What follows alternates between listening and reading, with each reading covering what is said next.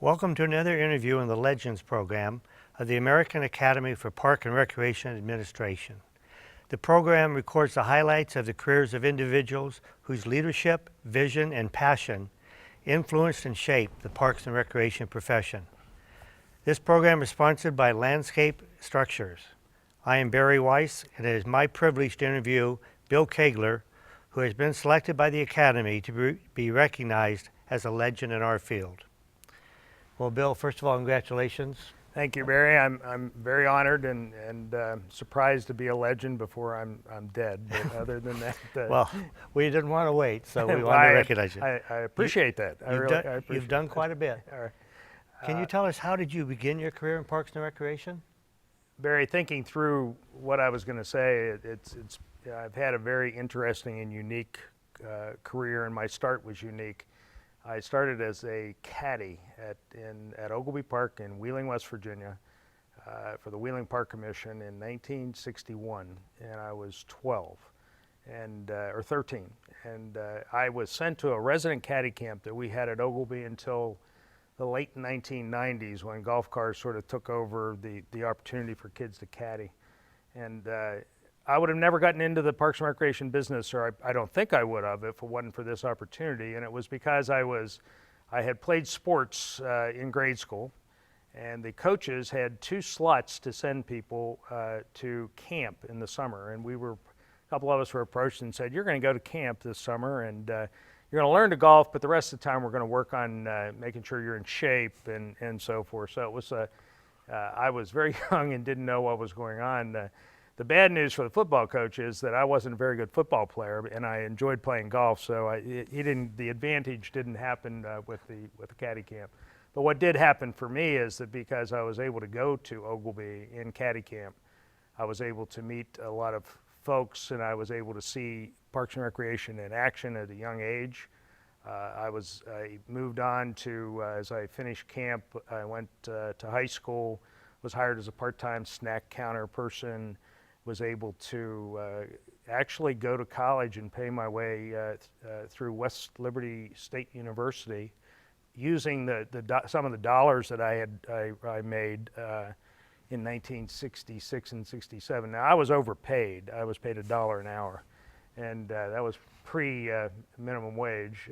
But I was able to work in a number of facilities at Ogilvie, and Ogilvie was well known at that time in Parks and Recreation because it was the headquarters of the American Institute of Park Executives back in the early 1960s.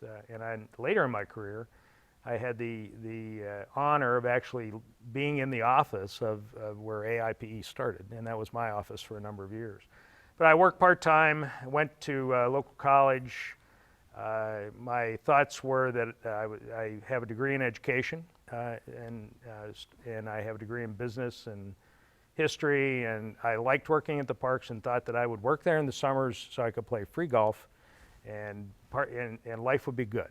And so that's how my career, that's how my pre-professional career started. And I graduated from college and I started teaching school. What happened from then on was interesting. Randy Whirls, who is well known in the business, most creative person I have ever met in my life, and was my boss for over 40 years. I was teaching. I taught for a grand total of about 5 months, and he called me and he said, Earl Gaylor, who was the director at that time, had moved on to the private sector, and which comes into my career later, and went into the hotel business. And Randy called and said, "Do you really want to teach?" And I said, "Well, Randy, I enjoy it." And I said, "So what's going on?" And he said, "Well, I've got a position for you at Ogilvie, and you're going to have to take a pay cut," which was pretty significant at the time. He said, "But you'll not ever regret it," and I haven't. So I went back, started as a facilities manager at Ogilvie, and interestingly, I started on March 1st, and on March 15th, I was a student at the Revenue Sources Management School. So the first thing he did was put me in the school that is now the sort of the flagship school of all the NRPA schools and the schools at National Training Center, which I now facilitate and operate. So it was an interesting start. You mentioned, or touched on your career at Ogilvy, how you've had a varied career, and Ogilvy is really unlike any other Parks and Recreation department in the United States.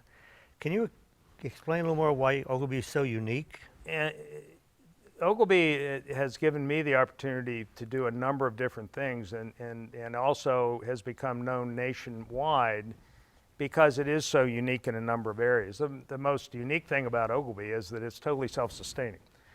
And it's the largest self-sustaining park system in the United States. This interview is being filmed in 2012. Our budget's pushing $40 million for a town of 30,000 people. And we generate every penny of that $40,000 to provide over 200 facilities to the park, to the community, and to the citizens, which we're all very proud of. But it's a challenge. Because we receive no tax dollars. And that's the way it was established in 1928 under the Park Commission, a non-political park commission appointed 2 members by the City Council, 3 members by the Chamber of Commerce, which was totally unique in 1926. Earl Ogilvy gave his estate farm to the city, and he was a gentleman farmer, a philanthropist, and owned the Ogilvy Norton Iron Ore Company in Cleveland. We were his southern summer home, and he would come down and spend time in Wheeling in the summer, and he would fancy himself as a experimental farmer and so forth, and he eventually gave his property to the city of Wheeling, who turned it down because they felt that they couldn't afford a gentleman's farm and for the community. They turned it down verbally the first couple times, and it took them 1.5 years to accept it. And they established a commission and said, you know, this sounds like a good idea, and they were the top people in the community that have raised some private sector dollars back in 1926, which we have become known for as we have moved forward. And the city council said, you can run it. You find the money to run it. And you can have the park system, and we think it's great. You're just not getting any tax money from us. So that's in a nutshell. That's how Ogilvy got started. And what happened, and throughout my entire career and the things that I'll talk about, they are we do them first for the community, but we can't do anything for the community that we can't find dollars to do. And we were one of the first fee-charging park systems in the United States. I think a lot of people know that parks were always free in the 20s and 30s. Free being that they were tax supported, and now Ogilvy started with certain fees for special events, tennis, swimming pools, and so forth. Now we balance that through our trust funds and foundation, and making sure that about, at the moment, 50% of the kids under 18 in our county can go to the park system free through private sector dollars, through foundations. So we've been able to do a lot of things that are totally different and unique to the parks and recreation field. So I'm different than most people that you're going to hear from, because we had to be run as a business. And many times you'll find people in the parks systems that have had to change jobs 4 or 5 or 6 times because of political appointments and mayors changing and county commissions changing and so forth. The majority of our people, that if you do a good job, if you want it to be, it can be a lifetime job, and it has been for me. Well, you mentioned that you use the plural pronoun we when referring to Ogilvy, and we have raised a lot of private sector dollars, but you also individually are known as a guru for that, and have helped professionals across the country. Tell us a little bit about your experiences raising dollars and helping other professionals. Interestingly, the staff at Ogilvy has always had direction from Randy Wuerls from day one back in the 70s that we had to work as efficiently as possible and to look to the private sector and to other organizations for funds. Even when we were starting new schools and I was the manager of the hotel, that's a total another story. I was in Parks and Recreation and ended up in the hotel business. But as we were going through that, we were always looking for funds for capital dollars and so forth, never having staffed a foundation. We did it as part of our side jobs. Now, laws have changed and things have changed, and they want that as a separate entity at the moment. But because of my experience in that in the mid-90s and towards the middle of my career, we shifted staffing so that we could generate not only operational dollars but capital improvement dollars through our foundation, the Ogilvy Foundation. I became the development director and vice president of the Ogilvy Foundation and started raising dollars for about a 10-year period. We raised, we being Randy Whirls, myself, a couple staff members, and a multitude of volunteers and advisory committees and so forth, and staff. But we maximized and completed a $35 million capital campaign in the early 2000s, and are currently are about to launch a new $50 million campaign. So Little Wheeling, West Virginia was able to generate those kinds of dollars. And because of my exposure at NRPA schools and so forth, many people came to us and to me personally and said, can you help us out?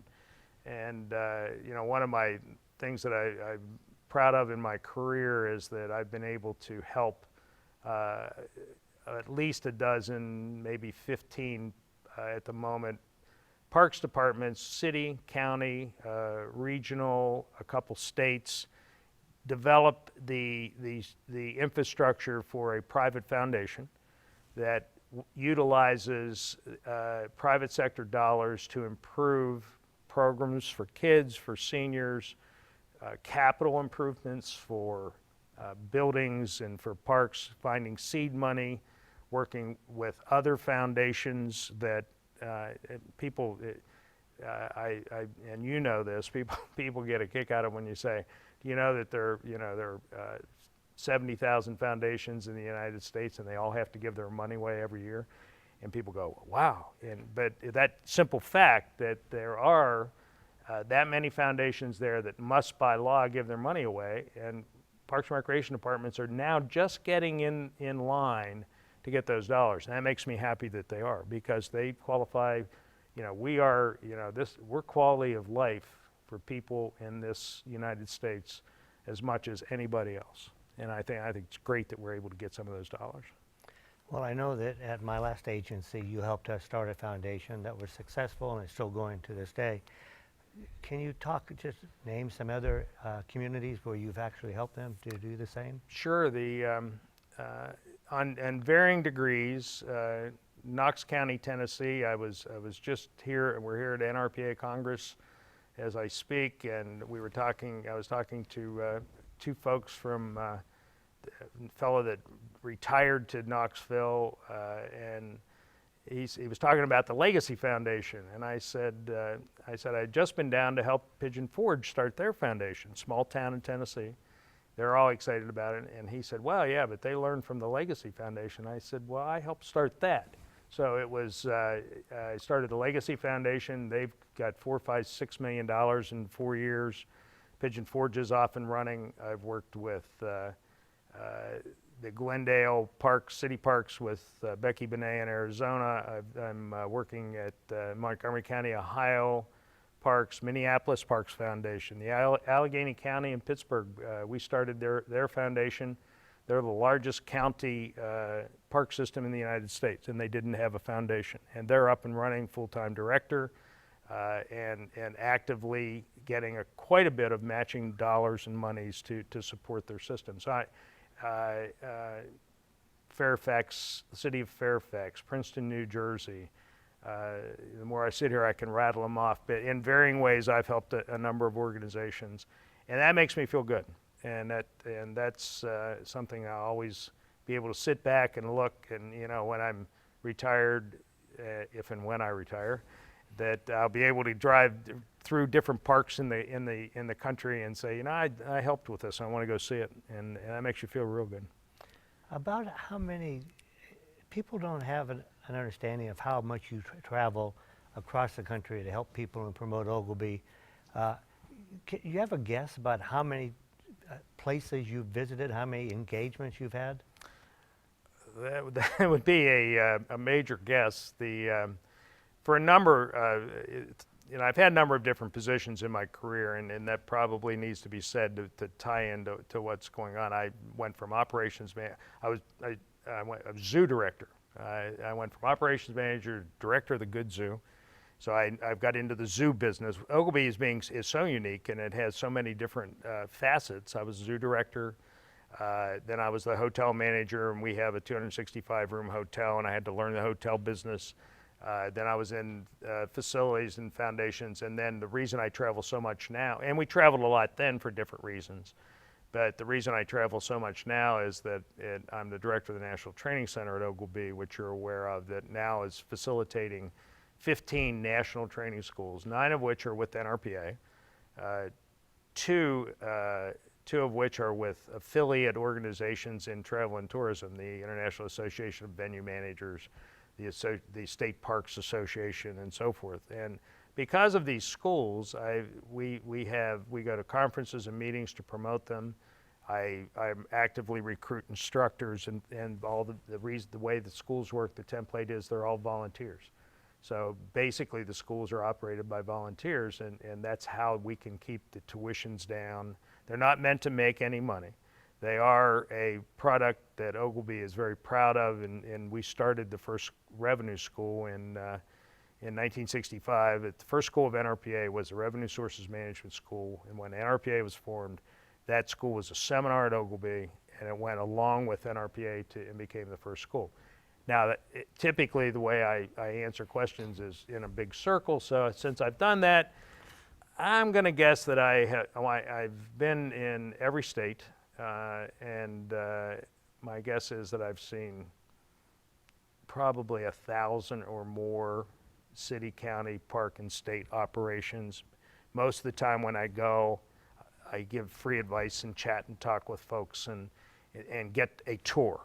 And so I've toured an awful lot of facilities, and it's been fun. It's great to see how other people do things. And I have never toured a facility that I didn't learn something, and that you could pass on to somebody else. And you've helped them too. Talk about some challenges you faced throughout your career and how you dealt with them. Part of the challenges that I've had are the changing of job positions. You know, if you come out of college and you think you're going to be in Parks and Recreation, and at that time you thought Parks and Recreation was a lot of balls and bats and leagues and somewhat of a recce type situation, and then you find out that 2 or 3 years in, you're a liaison to a staff training program. And then you're told that, by the way, next week you're going to move in and become director of the zoo. And my answer to that was, I don't know anything about a zoo. And Mr. Worrell's answer to me was, you take care of people. And it's more important to take care of people than it is the animals. The animals are important. He would always say that. The animals are important. But it's the people that are going to the zoo that need assistance and management. And I got great direction from a guy named Joe Bissonette, who was a guru of both fundraising and zoos, and he was one of my mentors, and Joe helped me through that. That was a challenge. The first challenge was, wow, I don't know anything about what I'm about to do. Well, that happened to me all throughout my career. 1978, running the zoo, and I got a phone call and said, you know, we're doing some management changes at Wilson Lodge, 200-room hotel, food service. Said, you will report Monday morning to the lodge manager's position. You're the interim manager. And that lasted 2 weeks, and then I was named manager. So the word interim didn't last very long. And I'm sitting there with no clue how to run a hotel, none.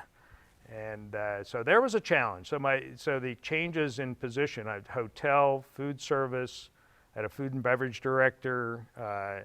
Second week that I was in the hotel, I got a call from one of the prominent local Wheeling families and said, we always work with the manager and on our first daughter's wedding, and I guess we'll be working with you on the wedding.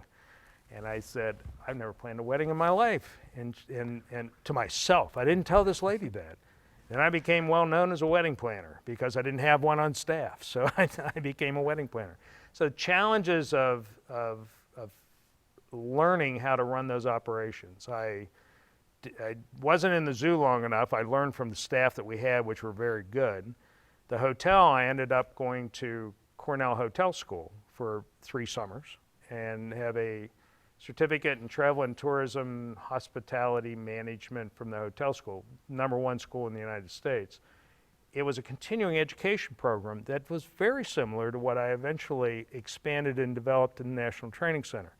So what I went there for was I did some brain picking, talked to the dean, and ended up with a couple of those folks becoming instructors of mine. So some of the Cornell professors came down and we used them at the IAAM school.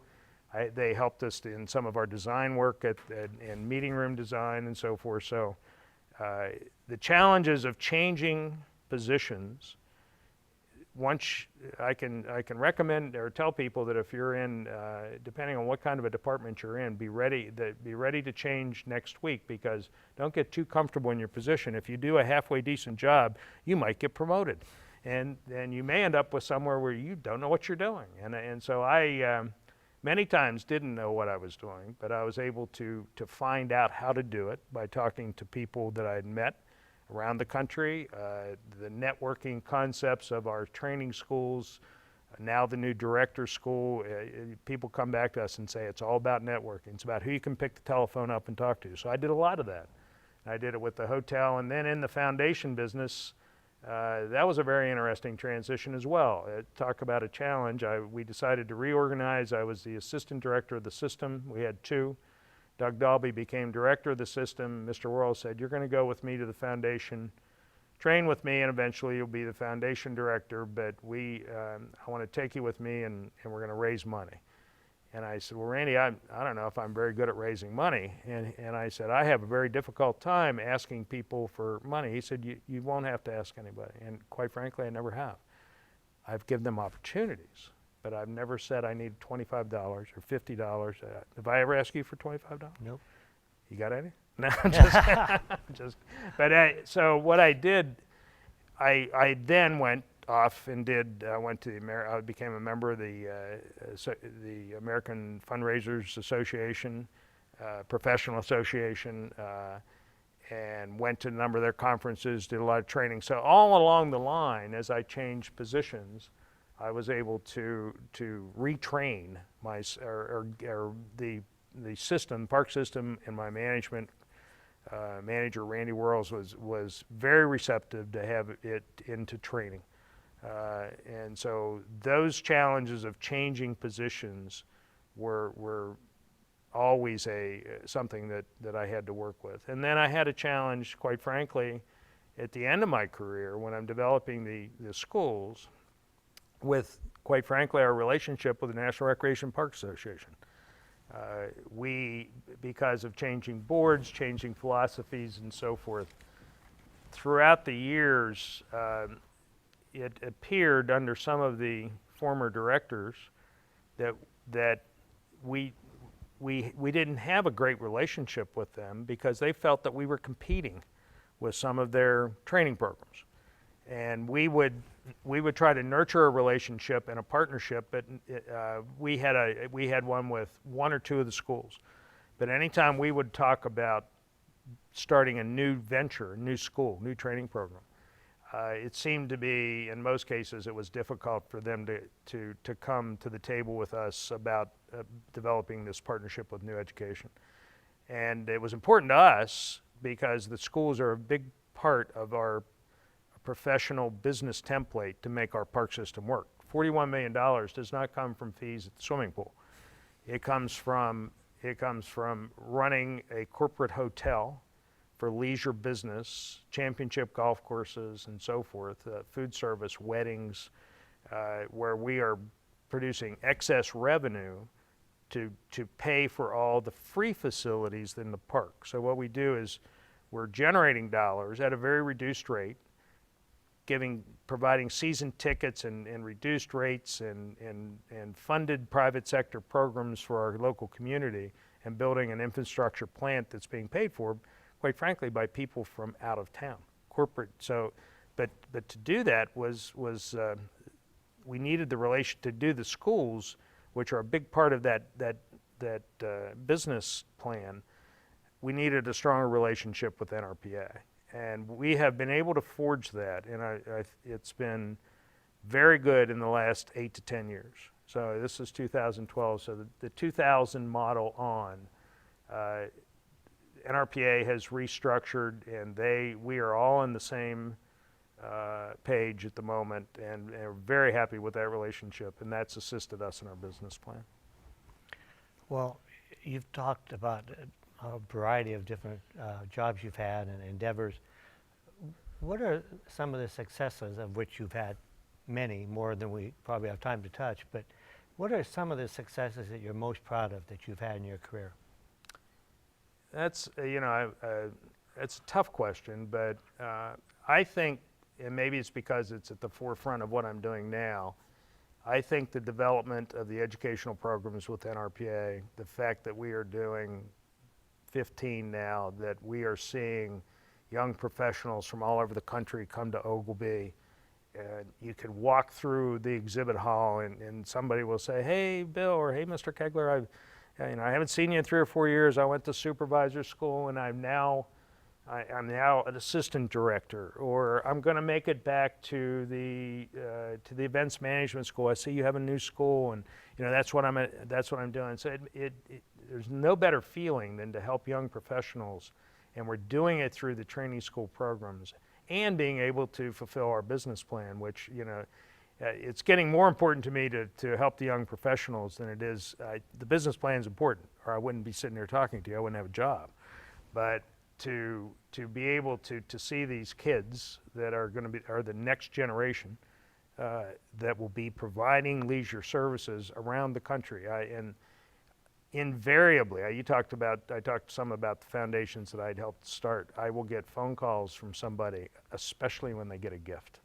They really want to let me know that they have succeeded, and it's really neat to have somebody get on the phone and you say, "You're not going to believe this, but you said that there were school teachers out there that didn't have anywhere to give their money, and we just got a major gift from a retired school teacher, or we just got a," and so those kinds of things are just very fulfilling, and so the schools were a major part of what's just occurred through my career. The foundation, raising dollars from it, it's always fulfilling to get a gift from a donor that you have nurtured and worked with. Many times it's very emotional because you become very good friends with that person, and many times you don't get the major gift until they've passed. And so, those are the kind of things that are tough. But you also know that that's what the person wanted to do. So I think part of my career is I'm being able to help those people fulfill what they wanted to do in their life, and also fulfill things that are still ongoing at the park system. To see gardens that are named for somebody, knowing that the endowment of that garden was given by somebody who's passed or their family's still involved, and that garden's going to be planted and be there forever. The Ogilvy Foundation's for everyone forever. And unfortunately, you and I won't be here forever. At least that's what I'm told. And but that's been very fulfilling. And then when I go backwards in my career, it was also fulfilling to drive the hotel to a new level. Wilson Lodge was a resort. It was not a resort. It was a park lodge, very similar to most state park lodges. Nothing wrong with that, but we weren't driving business that was corporate, because who would want to come to, when I took over the lodge, who would want to come to a city park in Wheeling, West Virginia, and hold their Fortune 500 meeting in a park in Wheeling? There are a lot of things you have to overcome there, and so we were able, as a team, a management team, to overcome some of that with redevelopment of the hotel, finding private monies, a lot of donor monies that came in through naming rights. We built our cottages up in the 80s from an inventory of 17 or 18, and replaced the CCC cottages that were built in the 30s we're sitting at 53. 4 or 5 of those are estate cottages that have been actually built by foundations that we've worked with. So they're foundation houses where the net dollars go into special programs. We've had all sorts of creative thinking, and that's been very fulfilling in my career, in that it's to be able to be creative, to be able to express yourself and see some things actually happen. So that's and then I do have one thing I haven't mentioned is back in the 80s, as part of the development and marketing and repositioning of the hotel, changing it from a 3-star to a 4.5-star and changing the business plan there. Part of it was developing a customer service program. And in my career, and one of the reasons we were able to stay, Randy Whirls and I were given permission by our park commission to have a little business on the side. And we built a program called Service Effectiveness Training. And so we gave it to Ogilvy because our time was spent on it free. So all of our staff were for about 7, 8, 9, 10 years went through a vignette notebook training program that we borrowed, I think there's another word for that, from some other organizations.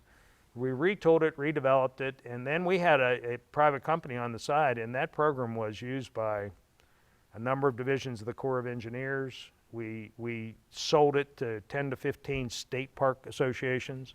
We had a number of community associations, and it just got so big that we eventually gave it to one of our employees because we were too busy. It was a good move. We gave it to a lady named Lisa Railing, who took it and ran with it for a while, and then, but it was a forerunner to a lot of the training programs that are currently out there. So that was an interesting part of my career as well, and it all tied into, again, the repositioning of the system to make sure that the business plan worked. You've experienced a lot of changes in your professional career. What changes have you seen happen in the parks and recreation industry? Well, obviously, I think I mentioned earlier that if you go back, and I've done some historical reading on parks, parks were free. The first, the parks used to have free golf courses back in the 20s and 30s. And you could play a 9-hole golf course in a municipal park. If you were a citizen, it was free. I did not know that. Yeah, but interestingly, that changed pretty quickly, 30s, 40s, 50s. So the changes I've seen, back in the 1960s, if you were to go in front of a group of people and say, how many of you produce 20% of your budget through user fees? And you would get maybe half the room raise their hand. How about 30%? All the hands would go down. And basically what you had was some people were charging for a few programs and so forth. But the thought of using user fees in the 60s didn't exist. Well, Prop 13 in California in the mid-70s, you know about that better than I would, changed everything nationwide. And what happened at that point was that all parks departments, as budgets tightened on cities, counties, states, they said to parks departments, you're going to have to tighten your budget. It was the easy place to go. Because you're not going to tighten budgets in general on first responders or city police or the water department or the sewer department, because these are essential services. Nobody understood, and they're still struggling to understand, that Parks and Recreation is an essential service. We've had this conversation. People are repositioning and saying it is essential. It's essential to mental health. It's essential to physical health. It's, the obesity problems we have with kids and so forth. All those things are starting to come to the forefront. But it was because of the cuts, fees started to be charged to the point where many park departments are saying, whoa, we can't charge any more fees. Our community is saying, this is outrageous, ridiculous. We pay taxes, and you have to communicate with them. To the point where we are with foundations and private sector, and we're saying, let's get the private sector involved. Let's find out if we can't get our programs, there's nothing wrong philosophically with having our programs co-sponsored by, why can't we have the youth sports leagues co-sponsored by a health agency? That's what it's all about. Run up and down the field and get in shape, and if we need to have the fields, we need to have the fields in a better shape. There are sponsorships. There are companies who will do this. There are people that want to be involved. Parks departments in many areas are changing.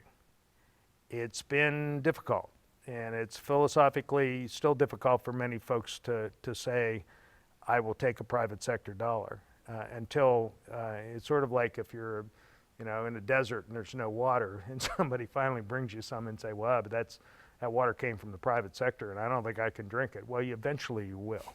And you may have to make sure that you can balance your philosophies with, and now it's got to be done right. It can't be it can't be just total endorsement of a product that you wouldn't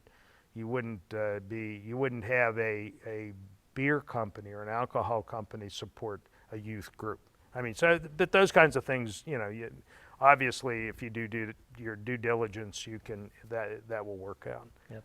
So as we head toward the end of the interview, just a couple more questions. Any thoughts or words of wisdom that you could give to young professionals in our field? Coming into this, typically when you come out of college, you're really idealistic about many things. And maybe the picture when you get into the field is not quite as pretty as you thought it was. The product that you're producing may be great, and the programs and so forth, but the way you have to get to it, or maybe the politics or whatever, they need to understand that what they're going into is a business. And whether the business is partially supported by fees or private sector or taxes and some other systems, it is a business, in my opinion, it is a business plan product in every park department. For efficiencies, you need to know where you're going. You're an expert in repositioning. And you've got to reposition yourself to understand that you're not and I'm really glad this doesn't, I think we've even lost this connotation where the local Parks and Recreation Department was run by the high school football coach in the summer. That was a fact of life in the 50s and 60s and 70s, where most of they were part-time summer help, and it was not a profession. And we have gotten way beyond that, and we have the profession is one that is great to be in. But I would caution the folks coming out of college that they need to make sure that they do understand it is a profession. And there are rules and regulations, and we have HR departments, and we have liability insurance, and we have things that we must, and I would say that probably the best second degree for anybody coming into the Parks and Recreation area would be an MBA, a Master's of Business Administration. If you came out with a good Parks and Recreation degree and an MBA, I think you'd be very marketable to many organizations, because especially to the overall groups that are operating